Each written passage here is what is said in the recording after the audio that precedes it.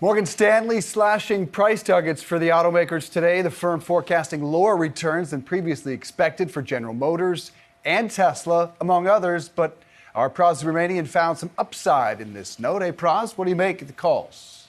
Yeah, Adam Jonas, you're getting a little bearish ahead of earnings and potentially economic slowdown across the globe. So he's saying they're kind of bringing down their estimates for the automakers based on pricing, slower sales, auto credit issues. But the silver lining is that he sees GM and Ford as being constructive here because they have these legacy ICE businesses that could keep going in this kind of slowing time period where people are still buying these gas-powered cars that are cheaper, more efficient now, better pricing. So that business has long legs at this point for him. Pras, what do you make of the trend that we've seen, more broadly speaking, in the automaker sector over the last couple of years? Because of COVID, we've seen automakers, they've been forced to pull back because of some of those chip shortages. So they're making fewer cars.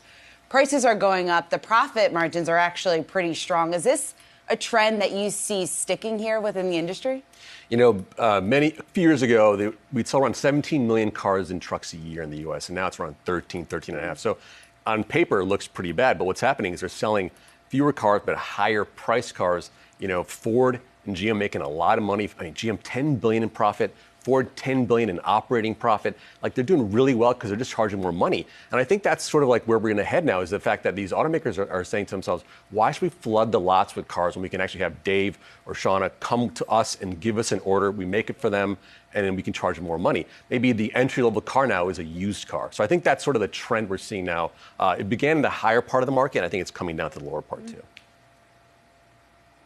And Pras, other than price, obviously a lot of people wonder, where am I going to charge this thing? And so that's also off-putting for some people. But we're seeing that GM has now teamed up with EVgo to at least try and alleviate some of that pressure. What do we know? Yeah, so GM teaming up with Pilot and the Flying J. They're like these out there sort of truck stops, big gas stations out in the middle of the country where they can actually install these EV chargers. I think it's something like 500 Pilot J stations will get these chargers. So this is a good kind of first step here for adding these chargers at gas stations. We're talking about close to 2,000 chargers in total, but there's a long way to go with the Biden White House wanting 500,000 chargers by 2030. It's still, we got a long way to go here, but we're starting to see these things at places where people actually go to, like Kroger grocery stores, Starbucks, things like that. So it might make sense that we'll see these sort of happening across the interstate too at these Pilot gas stations. And Pras, I want to ask you about something that we're seeing, at least anecdotally, among some car dealers. They're seeing a higher number of repossessions, especially for people who perhaps bought their cars in 2020 or 2021 before we saw inflation hit where it is now.